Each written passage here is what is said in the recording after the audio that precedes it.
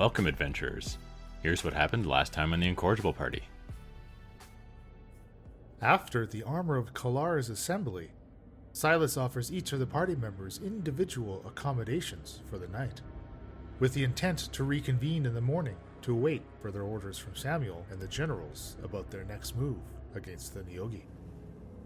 But not all party members immediately bed down for the night. And now, on with the show. Chef, you are now in your tent to bed down for the night? While I'm sitting in my tent, I'm going to take out my journal, and in the journal I'm going to write a little note to Falzarin, rip out the page and put it in my pocket. I want to just sort of not pack anything away. Just going to lay there for a while, listening to hear when everything sort of calms down, listening for Falzarin snoring to, see when everybody's sort of asleep. Then I want to sneak out and sort of make my way over to Falzarin and Thuff the Younger's tent. Sort of circling around, listening, hearing if I hear any movement or anything. Okay, give me a perception. It's a 12. Before you get too close, you do hear like muffled voices. Clearly the sound of conversation, but you would have to get closer to make out what the actual words were. Okay, yeah, I want to try to get as close as I can. All right, give me a stealth. That's a 26. As you're kind of creeping down, and like it's almost like a line of tents, right? It's not an orderly line, again, because of the way the terrain is. You're kind of placing tents where they can just fit, essentially. But it's kind of this loose cluster is the tents that Silas had brought the party over to, right? You kind of wind down the path and get towards Falzarin's tent, and you catch the end of what seems like the end of a conversation. So once you get in it, it's going to be glorious. Yes, I've been waiting for a long time. Okay, good night. Good night. I think I'm just going to hang out there for a little while, sort of hide in the shadows, waiting to hear when everything sort of settles down. What kind of tent are these? Is this kind of tent I could crawl under in? Are they sleeping on the ground? No, they're more like, think of almost like a personal, semicircular tent. So there's makeshift poles where the canvas or the burlap would be draped over, and then a similar material for the floor of it. So you're not on the cold stone or the wood platforms. So there is a layer of material there between the sleeper and the sleeper's bedroll and then the actual ground itself. Okay, so I'm going to need to go into the front if I want to get into their tent. That's right, yeah. Okay, so I think after a little time passes and I feel comfortable that they're both sleeping, I'm going to try to sneak my way into the tent. As you are kind of essentially waiting them out, right, just to make sure they've drifted off into sleep. Throughout this, though, you see, which would be to kind of your left, as your tent would have been kind of in the middle of this cluster. Shakara's on the farthest left, Falzarin's on the farthest right, me and Hork kind of in between where yours are. You actually see from Shakara's tent in the darkness, the canvas of it glows with a familiar looking blue light. The material does very little to stifle or suppress the reach of it, but it's like this sphere of it is kind of bubbled out from the center of the tent, forming a 15-foot radius or so, which is about the size of the tents themselves. And kind of like the effects emitted by the tower, the light just seems to stop, as if it was something physically tangible rather than what a lantern would cast to bright light and then dim light as the rays kind of disperse. But that's not how this blue light is, right? And then, again, moments pass and it's snuffed out. The night's natural darkness kind of floods back in to fill this sudden void in space that was left by the absence of the blue light. I'll do a quick look around. Do I see any guards or anybody else that may have also seen this take place? You can give me a perception. 11. Not from where you are. It seems this may have gone unnoticed, although there are plenty of shadows further up or down in the camp where somebody else may just happen to have been kind of out of sight, much like you are. Okay, and how long was the light emitting from her tent? I think you were probably witnessing it for a minute or two. All right, I'll continue on. I'll try to sneak my way in to Falzarin and Thuff the Younger's tent without being detected. All right, give me a stealth. 18. You draw back the flap, right, and kind of look in, and you see kind of Falzarin on your left and is in the cot in the bedroll, and Thuff the Younger's on the ground, and both of them look asleep. Thuff is like on one side, eyes closed. You can see he's clear. He's like snoring kind of lightly, but it's like like in his sleep. Falzarin seems to, this chest is slowly rising and falling as if, clearly asleep. Okay, I'm going to look around the tent and see if I can find his... is he wearing his robe while he's sleeping, or did he hang it up? He's, he is still wearing it, and his bag of holding is right next to him. All right, I want to try to open the bag of holding, reach in and try to find the cube, the tower cube. You can give me a sleight of hand. 22. Because you know what's in it, you can recall it right from the bag. As again, the bag of holding isn't like... You don't just open it and rummage around in it, right? You kind of have to recall what's inside of it, and you do so. Okay, I'm going to take the cube, and I'm going to take that note out of my pocket that I wrote to Falzarin and slide it into his robe pocket. Yeah, as you're kind of doing so, and getting from the bag and sliding in the note, like Falzarin kind of stirs, kind of gives like a heavy breath, a bit of a sigh in his sleep, maybe. And then kind of falls back into that like the slow chest rises of his sleep. Yeah, I'll sort of freeze and grit my teeth and slowly move my little feet back, being very careful to walk and step at each of the little spots that I came in to make sure I don't, ruffle any blankets or anything as I go, and then find my way back out of the tent. Okay. Mission accomplished. Okay.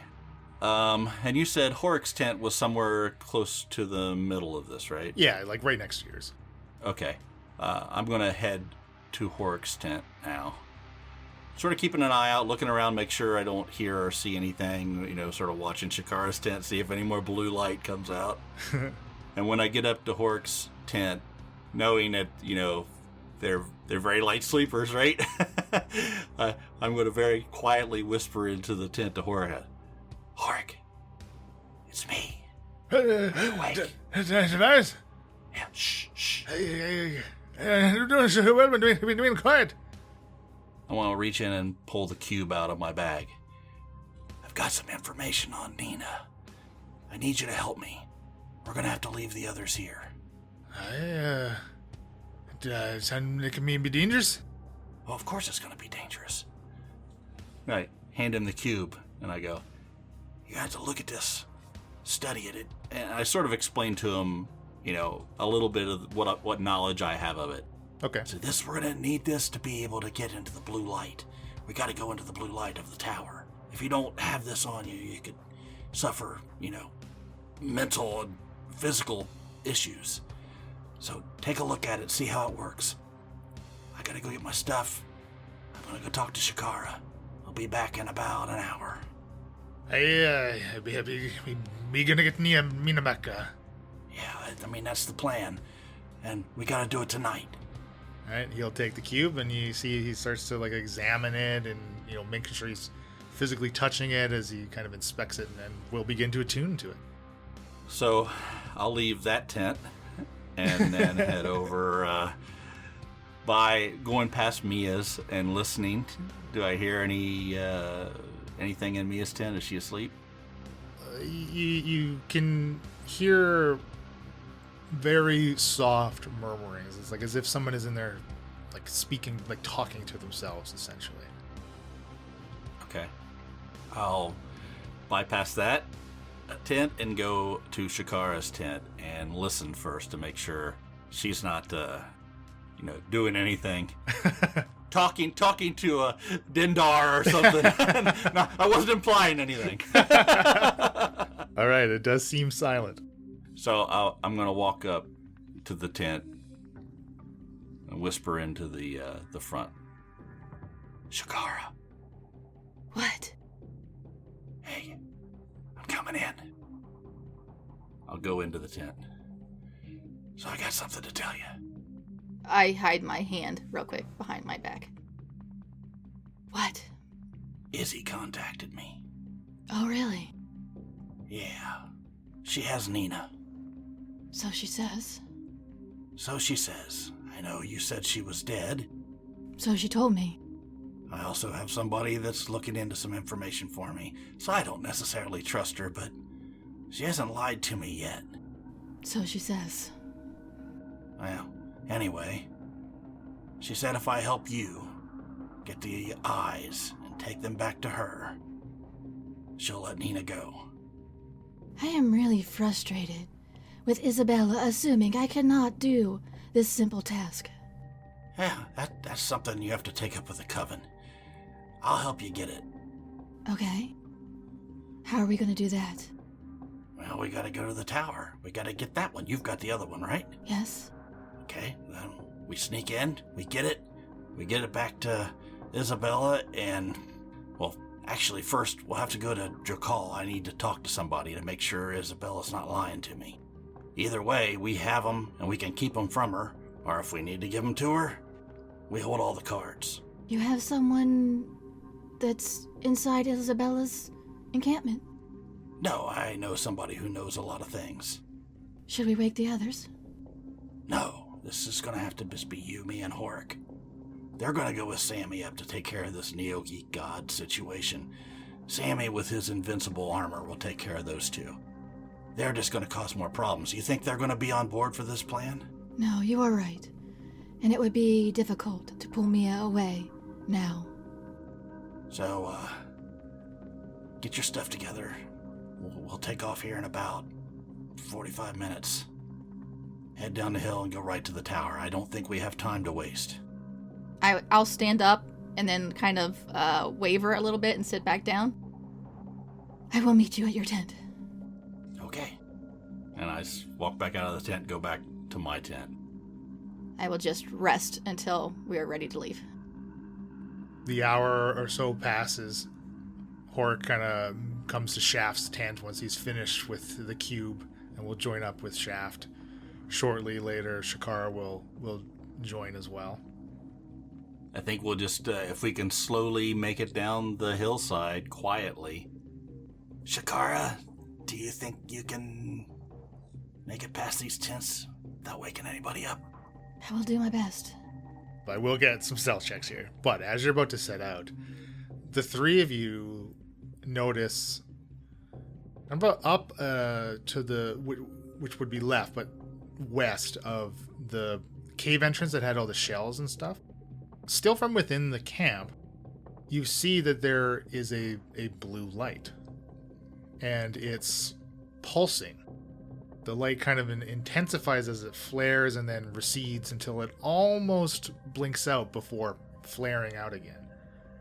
And just repeated almost like a pulse, like a heartbeat, like boom, boom, boom, like constant.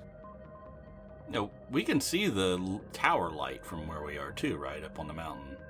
You can, yes. Okay. What's that? Is it Samuel? His armor did glow blue when he first put it on. Can we tell if it's moving or, I mean, we just see it from a great distance, right?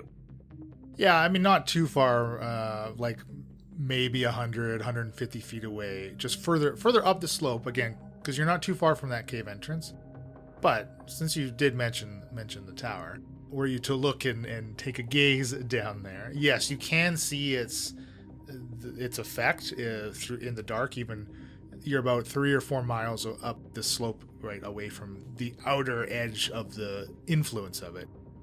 It looks like it is also pulsing, and both the tower's pulse and this pulse from within the camp are in sync. That doesn't seem good. Maybe there's a third eye. Mayhaps the armor and the eyes are tied together. And that is why Isabella wanted the armor on Heraklion. Ah, that's a good point. Well, at least we'll be able to spot him. Let's get down a little closer. See if your theory's true. If it is, it does not do any good to get the eyes without having the armor. Oh, we're not going to be able to get that armor. No. Well, let's go with what we know. We know there's an eye in the tower. She wants 2 eyes. If Sammy comes looking for us, I guess we'll have to deal with it at that point. I'm following you. All right, come on, work. Give me some stealth checks as we kind of move away from the sleeping members of the party. 19. Thank God. I don't know if I want to cast Pass Without a Trace yet. Gonna do it. Gonna do it the risky way. Yeah, that is with disadvantage. I rolled a 20 and a 17. 17 for Shaft. Orc got a 21. All right. Wow, Shaft's the loudest here. I keep looking back like they're gonna step on something. Shh, shh, shh. So you're making like a straight shot for the tower is the plan. I think try to avoid, groupings of tents and guards and stuff like that. But yeah, as soon as we can get outside of the encampment, try to beeline it, down the mountain to try to get as close to the blue light area as possible, as fast as possible, yes. As you witnessed when you first arrived at the camp, there's many bonfires and campfires kind of lit and continuously fed through the night, throughout the camp. So you're able to, you can kind of stay as far away from them, kind of weaving in between, those sources of light they're not necessarily close together or clustered, really. That's just, you're able to easily avoid them due to the breadth of the camp as you move south, and you're kind of moving the direction that you came in would have been like from the east, moving west on that elevated part of the mountain. Right now you're just kind of moving straight, I guess more like southeast down the mountain. And it doesn't take you long to get to the perimeter of the camp. So I think at the perimeter, you've seen that the perimeter is manned. So you can each give me a perception, and then I'll describe if and what you see, and then you can decide whether or not you want to continue stealthing or do something, whether or not you need to do something. Perception is a 10 for Shaft. 23 for Shakara. Shakara, you notice on approach, there's no light down here, right? And I think with so you have that extended dark vision, right? Definitely coming in handy here.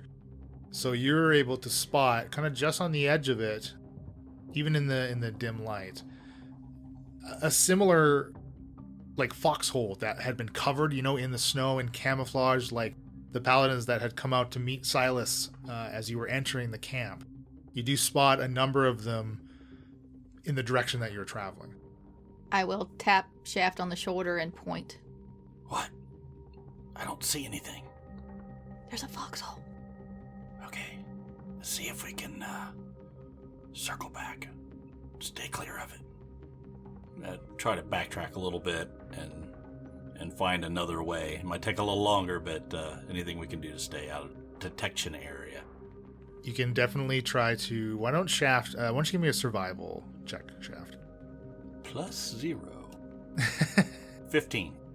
So you're able to kind of root around and find a path that it doesn't look like, unlike the paths in the camp that you've been traveling down, right, silently in the night. Those paths are clearly like man-made, like they've been made for the camp for ease of just troop transport, and supplies would be, honestly, supplies in this camp clearly would be a very pain in the ass to move due to its layout and how narrow some of these walking ways are. But you're able to find one that is not something that, it doesn't look like it was created by paladin forces to be used over and over and with hundreds or possibly thousands of troops to pass through in a given time frame. clearly this is more of a goat trail or a game trail that you're able to traverse. And it too, even though like you kind of witnessed down by the lake, a lack of wildlife or a lack of any like sustainable, like harvestable vegetation still. So even this path looks like it hasn't been used for some time, but you are able to find it, and it kind of takes you, it weaves a little bit. It takes you up back into the camp for a minute or two before coming back down and around, more moving like southwesterly, right? So you're kind of having to do this bit of a circle, and as you had kind of said, a little extra time, nothing, not like an extra hour or anything like that. But you do get to what you can approximate being the perimeter of the camp, as ahead of you there's no sign of torchlight or... Yeah, there's no campfires that have been extinguished or no signs or anything like that. Can I see, like, off in the distance the lights from Drakal? Yeah, I think so, because there would be probably a significant amount of them. Absolutely, a city that size. And because of the city size, you can kind of see like where the blue light overlaps it on the northeastern section of it, right? That would have been much of Hannah's district that had been evacuated. There's almost like a band of darkness between it, that over the blue light overlap, and then like the rest of the city. Just where like clearly there's just no inactivity. No one wants to be active even close to this, right? So you can, it's like this kind of strange like demarcation of darkness almost against the blue light, and then like the city's still functioning in the parts that aren't affected by it. So the plain area between the end of the mountain, sort of the foothills area out there, and what's the night sky like? Is it bright? Is it dark? Is full moon kind of thing, or? No, this looks like there's some cloud coverage that is starting to settle in. Okay, there's enough coverage that we can sort of, walk across this area, keeping a low profile and not just sort of, showing against the night sky, right? And people can see that there's something moving out there, kind of thing. Yeah, I think you could estimate that for sure. Because again, like the blue light, like if the source of light from the tower was a source that was as powerful as like a fire, if the fire was huge, right? Like the way it throws light is not like the way a torch or a fire throws. It has a clear maximum. It's not casting a glow outside of the area onto the landscape. That's exactly right. So I think we sort of gather around together, and I go, okay, it's going to take us a couple hours to get to the tower. Can we know, based on being at the towers before, that the eye will be at the top of the tower, and there's some kind of a mechanism of sorts that holds this, or because we never saw the actual eye in a tower up close, right? That is correct. So what the two of you would be able to recall everything you know about the towers. First tidbit of information you uncovered is, even while active, that in the past they have been guarded by the constructs, by Trindaman's constructs, by dealing with Percival the paladin and his long name, and right. So those that the remnants of that party that had tried to take on the tower job forever ago. You've also been inside of the inactive one, and Dreg had pointed out to Falzarin the special sigils and etchings within it, which he had described as being an amplifier. Again, not entirely sure how the tower itself worked, but being able to piece much of it together. And then there was a schematic of a tripod-like structure with a kind of a bowl at the top of it, or something that you would place something, which clearly would be an eye, to place inside of it. So together, those bits of information you could put together like, yeah, that's absolutely, this would be at the top of it, somehow being fed down through the tower, affected by the runes and the sigils. Because Silas had also mentioned, when you had first met him and asked how the construction was going, he said, well, physically you can tell, look, it's pretty much finished. There's the additional arcane things that had to be done that he had no idea what it was. The physical eye sitting in the middle of the tower that's out on this tripod, would I think there's a way I could climb out and grasp onto that? I mean, is it big, thick logs that make up this tripod? Or are they very small things that look like, more magically... Delicious? You know what I'm getting at? I'm trying to surmise if I climbed up on top of that tower, I could climb out and somehow snatch that eye. Would that be something that's feasible? I mean, I assume Shakara would describe it to you, right? Shakara and Mia were the ones that saw the schematic of it in Tinnerman's shop on Heraklion. That was not one of the things that they took from that shop, though.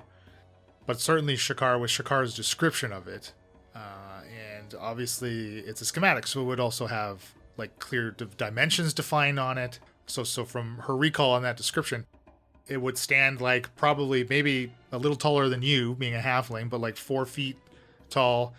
And also at the top of the tower, that it's essentially a ring, a donut. There's a hole in the center. So again, the tripod would stand over that hole, and then the sigils inside of the tower would somehow amplify its effects. So the combination of the two is how this tower is functioning and throwing the light as far as it does. So are the tripod legs on the donut ring? That would be like on the top of it where the fight with the chimeras took place. There's a floor.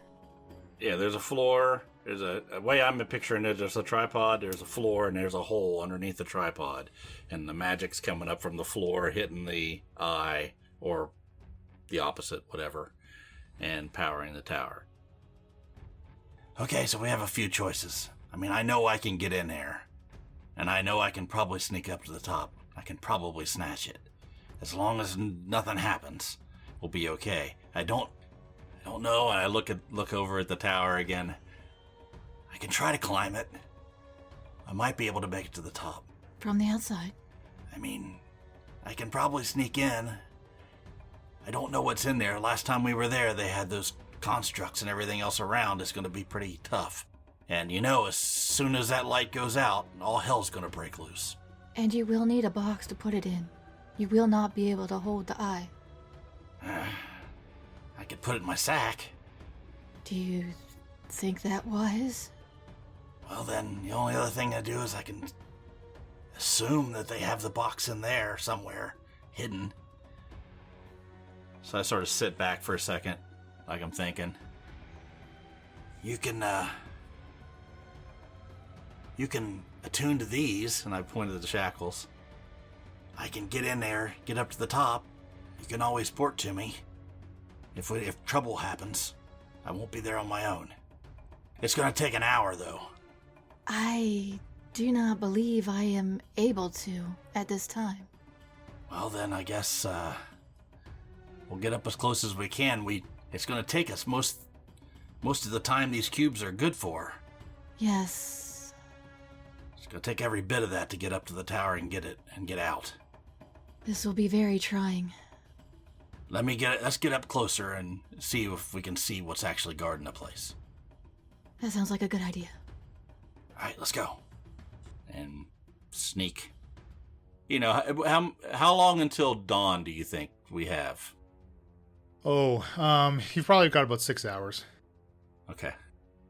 So, the effects of the tower, that it has a 6-mile radius. So that means to get to the tower, you will be forced to traverse at least 2 hours into the blue light. And theoretically, no more after that if you are able to successfully deactivate it, right? It's not like 2 hours back out, so that might actually be okay. Might. You're always looking at it from the positive aspect. Yeah, that's I got to keep things positive around here because somebody has to. So with the added extra time and kind of following that goat trail, you actually get to the limits of the blue light in about an hour and a half, like just under 2 hours. Because again, it was only 3 or 4 miles away. I think we'll proceed until we see movement or any kind of something that would be guarding the tower? You step up to the wall, and it does look like it is a wall of energy or light. Like we had described earlier, it doesn't throw more light outside of the bounds of the 6-mile radius. It's literally like the darkness meets the blue, and there's no mixture in between. And as you step tentatively into this blue light, it washes over you, and it has a physical presence. It offers like this very slight resistance moving through it. You can feel a pressure being applied across your entire body as the light tries to slowly seep into you. If you were to hold your cube, just having it on your person is fine, in your bag. That's also how it functions, as long as you're attuned to it. But if you were to hold it, the spiraling sigils etched into it would begin to glow. And as they do so for all three of you, the light around you, it like starts to dim this outline, lessening the sapping and draining effect that you feel as soon as you step into the blue light. Quickly, though, a number of seconds pass, continuing through the light. It's almost like you had to push through this barrier, and that pressure kind of starts to subside, and your movements become unhindered through this light. Still, though, you can feel it trying to draw something out of you. Now, because you are all attuned to the cube, as previously stated in a number of episodes, whenever we did that, upon entering the light, you would have to make a Constitution saving throw to avoid levels of exhaustion. Your cubes auto pass that save, so you do not have to worry about that. Every hour, however, you will have to make another save. The cube, again, its effects will lessen the DC needed to avoid gaining levels of exhaustion. So you do walk for an hour, and you know, having already essentially walked this trail a little further north than where you're walking now, but you've walked this section of land to get to the abandoned settlement where you originally found the gauntlets before the tower is activated. So you've seen this barren landscape, and you know that only about no more than 2 miles away from the towers when the trenches had been dug and that front line had been set up. So after an hour, you're still not even quite there yet. You got another mile or so before you even hit those trenches and get to what would have been the footprint of the original Paladin camp spread around the tower. So I will take a Constitution saving throw from all three of you after that first hour. That's a 10 for Shaft. The cube gives you advantage on... This would technically be your second save, so you both have advantage on this because of the cube, as does Hork. Okay. So it's a normal roll for me then. This is a saving throw, not an ability check. Okay. 22 for Shaft. That's a 17 then. Okay, Hork got a 15. The cube makes the difficulty check 15, otherwise it would have been a DC 18 without the cube. So, the second pass, you all are fine. You do not incur any levels of exhaustion.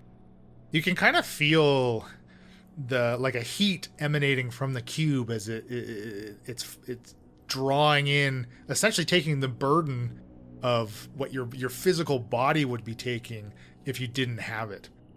Okay. So far, though, first hour in, you don't see any signs of movement out in the nothingness, and in the blue light, unlike outside of its effects, it's as if you were walking in daylight. If that sunshine was blue, that's how much illumination is cast inside of its sphere. And of course, you would have recognized that immediately, but that's going to give you each far more visibility as you approach than what you would have had in the pitch blackness, at least. But of course, that does work both ways. Is there vegetation, bushes, trees, and things in this area, or is it just flat grassland? Well, it's actually more like more kind of dried, hard-packed sand with very light vegetation. But any bits and tufts of weeds or brambles that there are completely desiccated in this blue light. vegetation that was what you could be considering thriving for what it is and what climate it exists in as you had left the camp like 2 days ago. Now that completely dead. Any of the sparse foliage, vegetation you come across, I mean, you step on it and it crunches underfoot like dried leaves would. Estimated time that I would have do I have an hour before I think we're going to get there? You're at the halfway mark right now. All right. We'll keep pressing on. I'll take perception checks after about another 10 or so minutes after that first hour. Yeah, 11. 15. Okay, wow, Shakara killing it. That was with disadvantage? Disadvantage. Oh, nope. Dang nabbit. 14. Oh, great, okay. So you start to see signs of tracks. So the kind of the vector that you're on is a little different than the approach that the massive Nyogi and the giants and the banshees in the air, like that attacking force, right, that had been repelled by the front line. Think of it as like if an arrow, you're walking on one line of an arrow coming to its point. That force would have been the other line, and where you would hit the trenches is essentially would be the point of that arrow, right? So as you get closer, you see those signs, right? You see the signs of the footprint. You also see signs of the paladins moving camp and stuff. There's discarded rolls of canvas that have been dropped and forgotten as this mass amount of bodies just move, people and equipment moving. So you see signs of that, and the trenches are you come across that hole that you had climbed up out of, right? Kind of next to one of the watchtowers above the trenches that were there as well.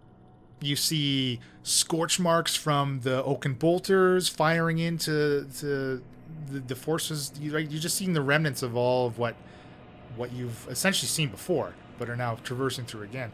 It all just looks like, in the blue light, it all looks almost a little surreal as you start to just lose a sense of every other color. Everything is just blue. It's very strange.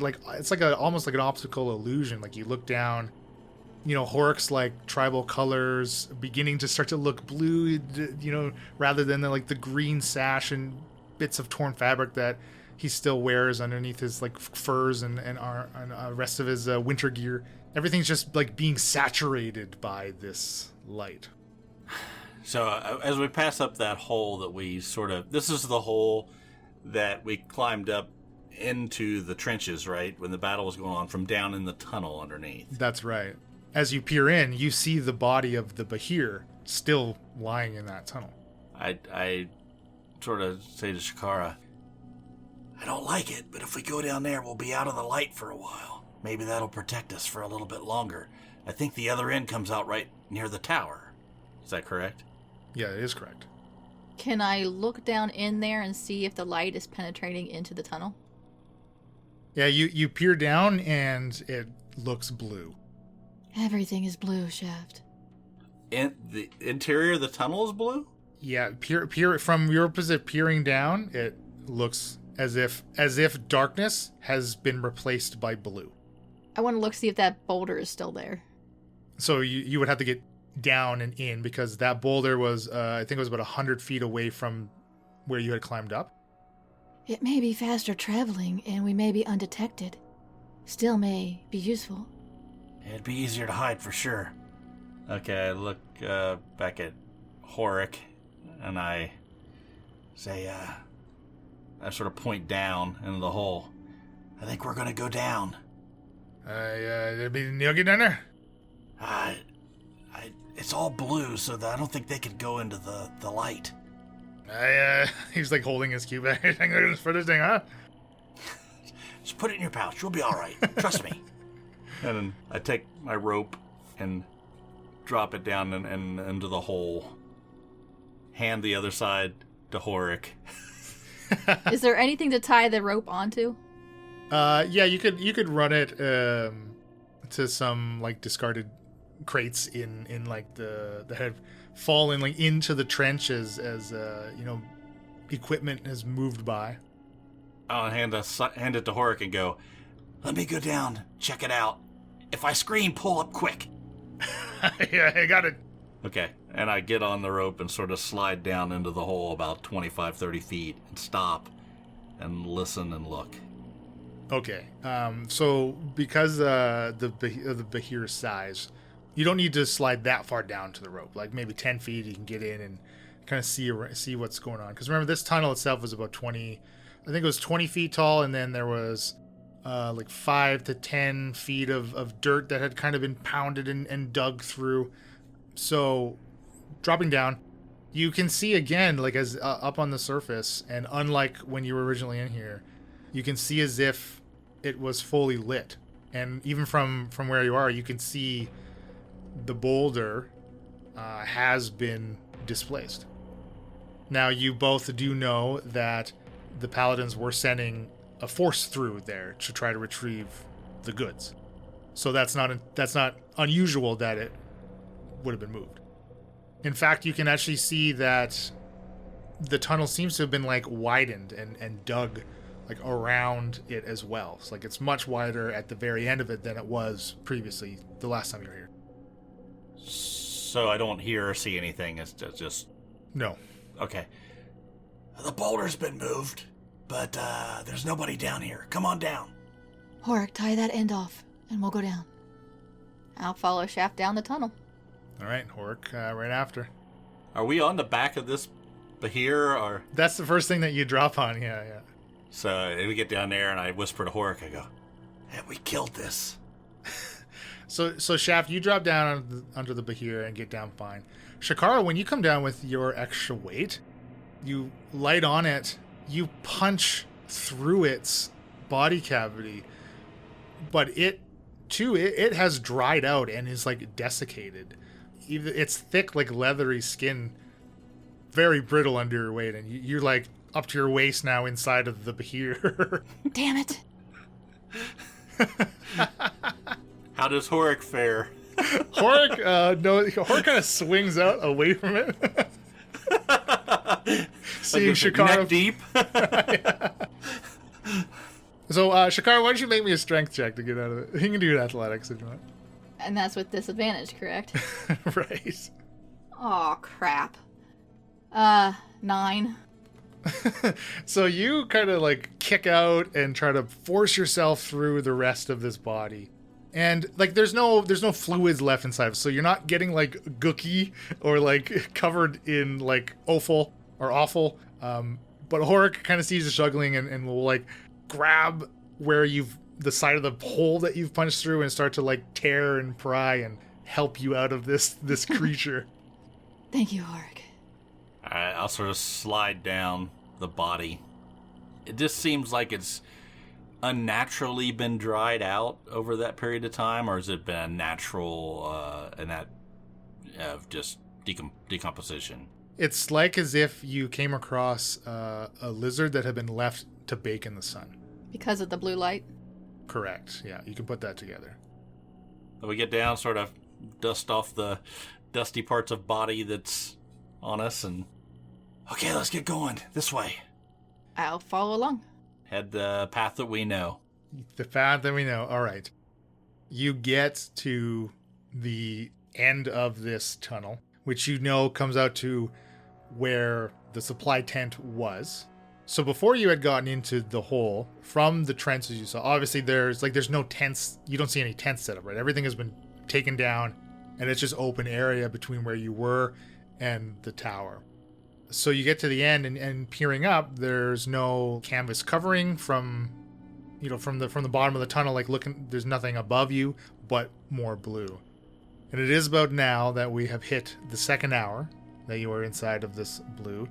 So you can give me what would be a third Constitution saving throw, just a normal straight throw, still DC 15. 19 for Shaft. 12. Okay, or got an 18. So unfortunately, Shakar failed, and you're going to suffer, what is this, your second level of exhaustion? Yes.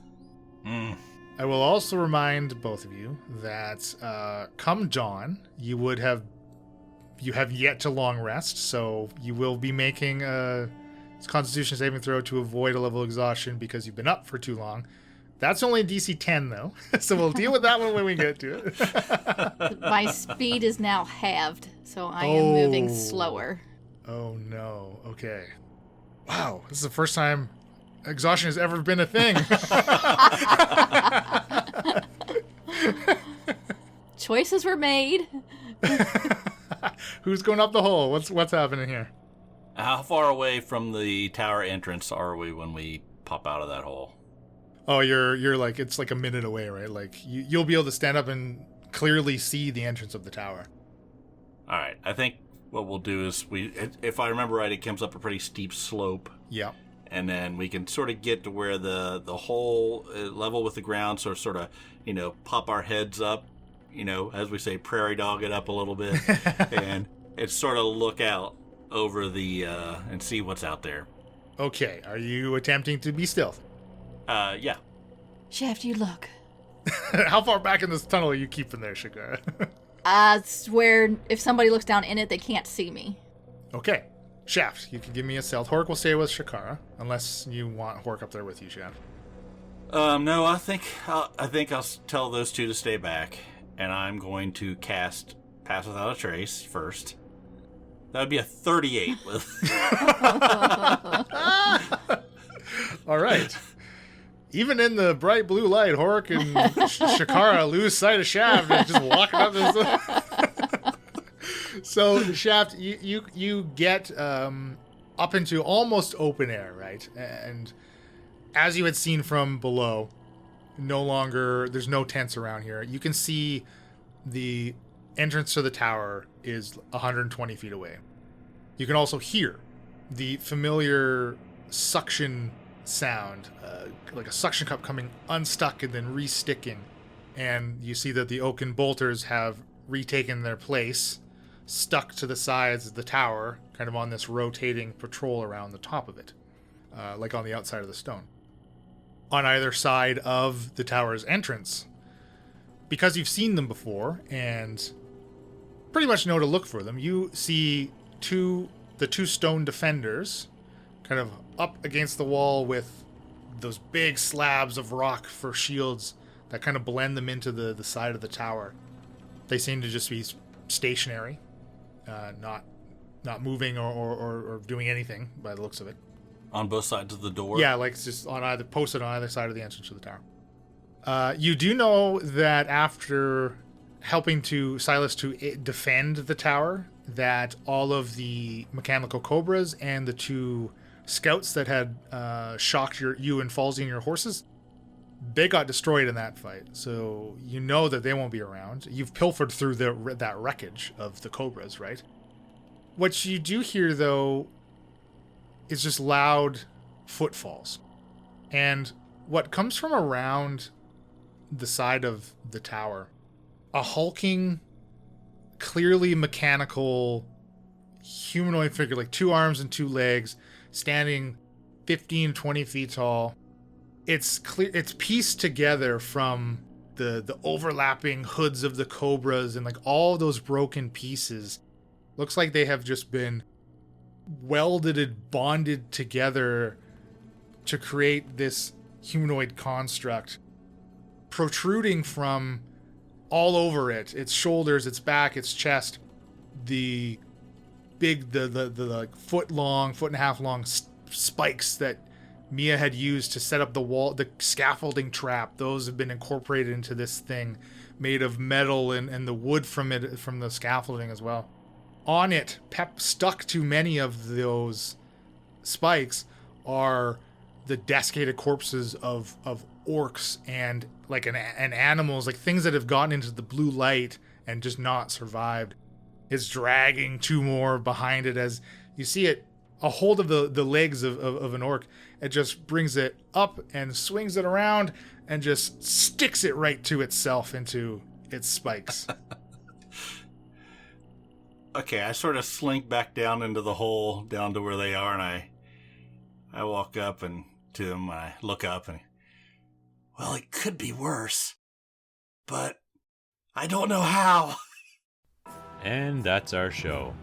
If you're not already, be sure to follow us at Incorrigible Par on Twitter, Incorrigible Party on Instagram and Facebook, and you can go to incorrigibleparty.com for world lore and PC information, and we've recently started adding some maps there as well. Incorrigible Party is generously sponsored and made possible by Critical Hit Design. For any of your design needs, visit criticalhitdesign.com. All ambient sound and music is provided by Tabletop Audio, and our intro and outro music was created by Josh Jarvis. You can reach him at jamesmercymusic@gmail.com. Happy adventuring!